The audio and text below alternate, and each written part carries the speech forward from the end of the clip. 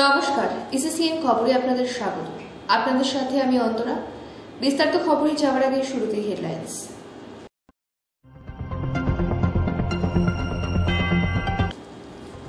বন দপ্তরের অভিযানে পাচারের আগে উদ্ধার মাথার খুলি সহ দুটি বার্কিং হরিণের শিং, গ্রেফতার ৩।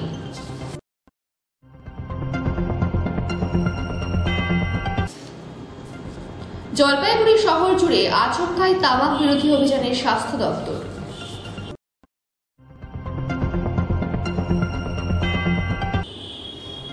শিলিগুড়ির একটি ডায়াগনস্টিক সেন্টারের বিরুদ্ধে প্রতারণার অভিযোগ তুলল শিলিগুড়ি গুরুদুয়ারা কমিটি। আসছে বিস্তারিত খবরে। বন দপ্তরের অভিযানে পাচারের আগে উদ্ধার মাথার খুলি সহ দুটি বার্কিং হরিণের শিং, গ্রেফতার ৩। মাথার খুলি সহ দুটি বার্কিং হরিণের শিং উদ্ধার করল আমবাড়ি রেঞ্জের বনকর্মীরা। ঘটনায় ৩ জনকে গ্রেফতার করা হয়েছে বুধবার সন্ধ্যায় আমবাড়ি রেঞ্জের রেঞ্জ অফিসার আলমগীর হক সহ অন্যান্য বনকর্মীরা ক্রেতা সেজে অভিযানে নামে। রাজগঞ্জের ফাটাপুকুর এলাকা থেকে দুটি বার্কিং হরিণের শিং সহ ৩ ব্যক্তিকে গ্রেফতার করা হয়। পাচারে ব্যবহৃত একটি স্কুটিও বাজেয়াপ্ত করা হয়েছে, যদিও তদন্তের স্বার্থে ধৃতদের নাম প্রকাশ করেনি বন দপ্তর। জানা গিয়েছে মাসখানেক আগে ৬টি হরিণের শিং সহ ৩ জনকে গ্রেফতার করেছিল আমবাড়ি রেঞ্জের বনকর্মীরা। তাদের জেরা করে একটি চক্রের বিষয়ে জানতে পারে বন দপ্তর। এরপর থেকেই সেই চক্রের উপর নজরদারি চালাচ্ছিলেন বনকর্মীরা। সেই মতো বুধবার সন্ধ্যায় অভিযানে নামেন বনকর্মীরা। বন দপ্তর সূত্রে খবর, আলিপুরদুয়ার থেকে শিলিগুড়িতে হাত বদল হয়ে নেপাল পাচার হচ্ছিল মাথার খুলি সহ দুটি বার্কিং হরিণের শিং। ধৃতদের আজ জলপাইগুড়ি জেলা আদালতে পাঠানো হয়েছে। এটা ধরেছি ফাটাপুকুর থেকে ধরা হয়েছে, গতকালকে ধরা হয়েছে। কি ছিল প্রাথমিকভাবে ধারণা করছি এটা বার্কিং ডিয়ারের খুলি সহ ওরা বিক্রির জন্য বেরিয়েছিল, হাত বদলের কথা ছিল। সেখান থেকে আমরা খবর পেয়ে ধরি। এটা কি আগের কোনো সূত্র? আগে যে কেসগুলো আমরা ধরেছিলাম ওখান থেকে স্টাডি করে তথ্যটা পাই। দুটো রয়েছে, প্রাথমিকভাবে দুটো পেয়েছি, আরও তথ্য নেওয়ার চেষ্টা করছি। আরও কোথায় আরও মাল রেখেছে ওরা যদি জানে। কতজনকে ধরা হয়েছে? আপাতত ৩ জন অ্যারেস্ট হয়েছে। ইসিসিএন খবর ৩ঘাটা। জলপাইগুড়ির শহর জুড়ে আচমকাই তামাক বিরোধী অভিযানে স্বাস্থ্য দপ্তর। বৃহস্পতিবার জলপাইগুড়ি জেলার স্বাস্থ্য দপ্তর এবং জলপাইগুড়ি কোতোয়ালি থানার পুলিশ পাবলিক প্লেসে তামাকজাত দ্রব্য বিক্রির বিরুদ্ধে যৌথ অভিযান চালায়। এদিন শহরের বিভিন্ন পাবলিক প্লেস সহ স্কুল কলেজের সামনে থাকা দোকানগুলিতে অভিযান চালানো হয়। জানা গেছে, সিওটিপিএ আইনকে সামনে রেখে স্কুল কলেজের সামনে যে সমস্ত দোকানগুলি রয়েছে, যেখানে সেইগুলি খতিয়ে দেখে ওই দোকানদারকে সতর্ক করার পাশাপাশি তামাক জাতীয় দ্রব্যের সমস্ত বিজ্ঞাপনগুলি খুলে ফেলা হয়। পাশাপাশি বিক্রেতাদের মধ্যে সচেতনতা প্রচার করা হয়। স্বাস্থ্য পরিকল্পনা দপ্তর, পুলিশ, জলপাইগুড়ি পুলিশের সাথে যৌথভাবে আজকে আমরা তামাক বিরোধী অভিযানে আমরা নেমেছি। গত পরশুদিন আমাদের ধূপগুড়িতে যেমন ছিল, ঠিক তেমনই আমাদের জলপাইগুড়ি শহরে বাস স্ট্যান্ড বা পাবলিক প্লেস, হসপিটালের চত্বর বা শিক্ষা প্রতিষ্ঠানের আশেপাশে যে বিক্রি হচ্ছে সেই ব্যাপারে আর কে কোটপা যে ল সিওটিপিএ 2003 যে আইন, সেই আইনকে বলবৎ করার জন্য আমরা অভিযানে বেরিয়ে পড়েছি এবং এখন আমাদের অভিযান আগামী দিনেও চলবে। কোথায় কোথায় যাচ্ছেন আজকে আমরা Shantipur bus stand, super speciality hospital. ইসিসিএন খবর ৩ঘাটা। শিলিগুড়ির একটি ডায়াগনস্টিক সেন্টারের বিরুদ্ধে প্রতারণার অভিযোগ তুলল শিলিগুড়ি গুরুদুয়ারা কমিটি। অভিযোগ, শিলিগুড়ির হিলকার্ট রোডের ওই ডায়াগনস্টিক সেন্টার দীর্ঘদিন ধরে গুরুদুয়ারা কমিটির বিল্ডিংয়ে তাদের ডায়াগনস্টিক সেন্টার চালালেও ভাড়া প্রদান করছে না। বারবার ভাড়া দেওয়ার বিষয়ে ওই ডায়াগনস্টিক সেন্টারকে চিঠি করার পরে কোনো লাভ হচ্ছে না। গুরুদুয়ারা কমিটি শ্রী গুরু সিং সভার অভিযোগ, প্রায় ৯ বছর তাদের বিল্ডিংয়ে ওই সেন্টারটি চলেছে। তার মধ্যে শেষের 2 বছরের ভাড়া না দিয়েই তারা তাদের বিল্ডিং ছেড়ে অন্যত্র চলে আসে। কিন্তু ওই ডায়াগনস্টিক সেন্টারটির তরফে গুরুদুয়ারা কমিটিকে জানানো হয়েছিল দ্রুত বকেয়া ভাড়া প্রদান করে দেওয়া হবে, কিন্তু কোথায় কি, আজও বকেয়া সে অর্থ। 2 বার বকেয়া প্রদানের নামে যে চেক দেওয়া হয়েছিল সেই চেক পর্যন্ত বাউন্স হয়েছে। বিষয়টি নিয়ে ইতিমধ্যেই ব্যবসায়ী সংগঠন থেকে শুরু করে পুলিশ প্রশাসনকেও লিখিত অভিযোগ জানিয়েছে শিলিগুড়ির গুরুদুয়ারা কমিটি। কিন্তু লাভের লাভ কিছু না হওয়াতেই আজ শান্তিপূর্ণভাবে ওই ডায়াগনস্টিক সেন্টারের সামনে এসে প্রতিবাদ বিক্ষোভে সামিল হন গুরুদুয়ারা কমিটির সদস্যরা। তাদের দাবি দ্রুত তাদের বকেয়া প্রদান করতে হবে, কারণ এই অর্থনৈতিক সংকটের কারণে গুরুদুয়ারার কাজকর্ম এবং সমাজ সেবার কাজে বিঘ্ন ঘটছে। তবে গোটা বিষয়টি নিয়ে ওই ডায়াগনস্টিক সেন্টারের তরফে কোনো প্রতিক্রিয়া পাওয়া যায়নি।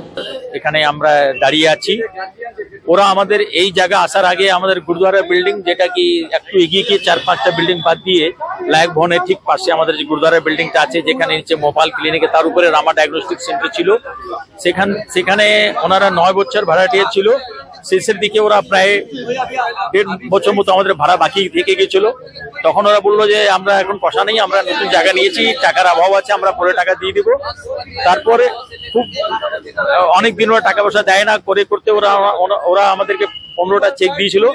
তার ভিতরে শুধু 2টো চেক ক্যাশ হলো, 13টা চেক ক্যাশ হয়নি এখনো। আর ওরা ব্যাংক অ্যাকাউন্ট বন্ধ করে দিয়েছে। বারবার আমাদেরকে আশ্বাসন দিল যে টাকা দিয়ে দেবো। আমাদের উকিল ওনার সঙ্গে কথা বলেছে, আমরা কথা বলেছি, থানা থেকেও কথা বলেছে, পাইনটেঙ্গি ফাঁড়ি থেকে, শিলিগুড়ি পুলিশ স্টেশন থেকে, আমরা ডিসিপি কেও জানিয়েছি, মেয়রকেও জানিয়েছি। এনারা কোনো ভাবে আমাদের টাকা দিচ্ছে না। গুরুদ্বারা টাকা, এরা আমার ডায়াগনস্টিক আমাদের টাকা মেরে বসে আছে।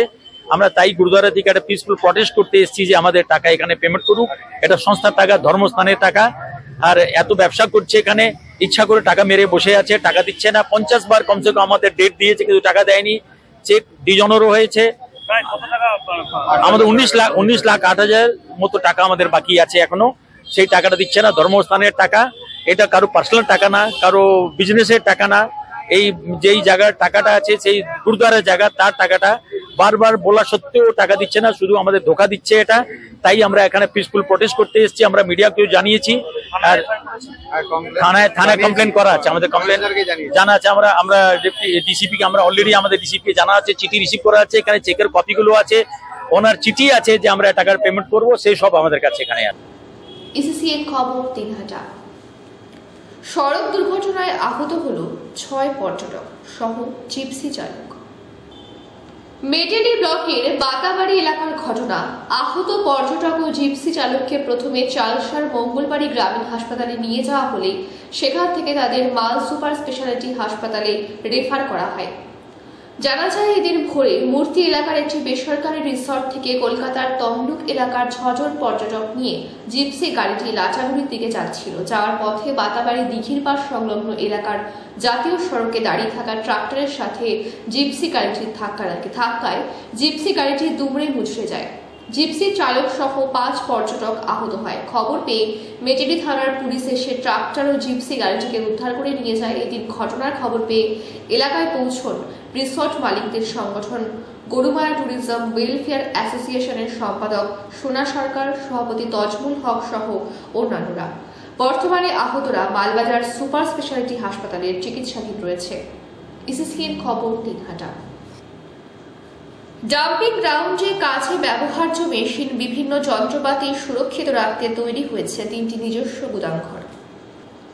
ডাম্পিং গ্রাউন্ডে কাজে ব্যবহার্য মেশিন, বিভিন্ন যন্ত্রপাতি সহ সমস্ত কিছু সুরক্ষিত রাখতে শিলিগুড়ি পুর নিগমের 5 কোটি টাকা অর্থানুকূল্যে ডাম্পিং গ্রাউন্ডে তৈরি হয়েছে 3টি নিজস্ব গুদামঘর। উক্ত নির্মাণ প্রকল্পের কাজের অগ্রগতি পরিদর্শনে গেলেন শিলিগুড়ির মেয়র গৌতম দেব। এদিন ডেপুটি মেয়র রঞ্জন সরকার, মেয়র পরিষদ মানিক দে সহ অন্যান্য পুর আধিকারিকদের সঙ্গে নিয়ে এলাকা পরিদর্শন করেন তিনি। ইসিসিএন খবর, দিনহাটা। মালদার বৈষ্ণবনগর থানার সাহাবাঞ্চ গ্রাম পঞ্চায়েতের পূর্ব বেদ্রাবাদ এলাকায় স্কুল শিক্ষকের বাড়িতে ডাকাতি। জানালার গ্রিল ভেঙে ভিতরে ঢুকে দুষ্কৃতীরা। এরপর স্কুল শিক্ষক সহ পরিবারের সদস্যদের বেঁধে রেখে চলে লুটপাট। জানা যায়, ওই স্কুল শিক্ষকের নাম মৌজির হোসেন। মোহাম্মদ উজির হোসেন টার্গেট স্কুলের কর্ণধার তিনি। জানা যায়, বাড়ির সদস্যদের বেঁধে রেখে প্রায় 1 ঘন্টা ধরে তাণ্ডব চালায় দুষ্কৃতীরা। 15 থেকে 20 ভরি সোনা এবং নগদ 30 থেকে 35,000 টাকা নিয়ে চম্পট দিয়েছে দুষ্কৃতীরা। তবে দুষ্কৃতীদের মুখ বাঁধা থাকায় কাউকে চিনতে পারেনি বাড়ির সদস্যরা। আজ সকালে ঘটনাস্থলে পৌঁছয় বৈষ্ণবনগর থানার পুলিশ। ছিলাম আমি, শেষ ঘুমিয়েছি, আমার বাথরুম পেয়েছিল 1:15 ঘুমিয়েছি। তারপরে শুয়েছিল, হঠাৎ করে আমার ঘুম থেকে তুললো, গলা ধরলো, আমি আটকে উঠলাম। দেখি চুপ চুপ বলছে, আওয়াজ মাত করো। যে আমার গলায় পিস্তল ধরলো, বড় ভোজালি নিয়েছিল। তারপর আমি যখন উঠে বসলাম, আমাকে হাত পা বেঁধে দিল, না পা বাঁধেনি, হাত বেঁধেছিল পিছন দিকে। খুব কষ্ট হচ্ছিল, আমার রক্তের সঙ্গে, আমি রোগী মানুষ, প্রেশারের রোগী, এত শক্ত করে বেঁধেছিল, রক্ত চলাচল বোধহয় বন্ধ হয়ে গেল, আমি মরে যাব। আমি ঢিল করতে বললাম, খুললো না। আমার পাশে আমার ছেলে ঘুমাচ্ছিল, প্রায় 13-14 বছর বয়সের ছেলে, ওকে তুললো, ওর হাত বাঁধলো। তারপরে অন্য ঘরে আমার ওয়াইফ এবং আমার 2 মেয়ে ঘুমাচ্ছিল, ওদের ঘরে গেল, ওদেরকে তুললো, ওদেরকে বাঁধলো। বারবার বলছে টাকা কোথায় আছে, স্কুলে টাকা কোথায় আছে। আমি যে স্কুলের টাকাটা আমার কাছে থাকে না, স্কুলের টাকা আমাদের ব্যাংকে চলে যায়, তাছাড়া খরচ। বাড়ির সবাইকে বেঁধে ফেলেছিল? বাড়ির সবাই। আচ্ছা, কত টাকার মতন ডাকাতি হয়েছে? সব মিলিয়ে যা সম্পদ নষ্ট করেছে, সোনা থেকে আর নগদ ক্যাশ থেকে 15-16 লাখ টাকা হয়ে যাবে। আচ্ছা, কত ভরি সোনা ছিল আর কত লক্ষ টাকা ছিল? আমার সোনা 10 ভরির মতো ছিল আর কি।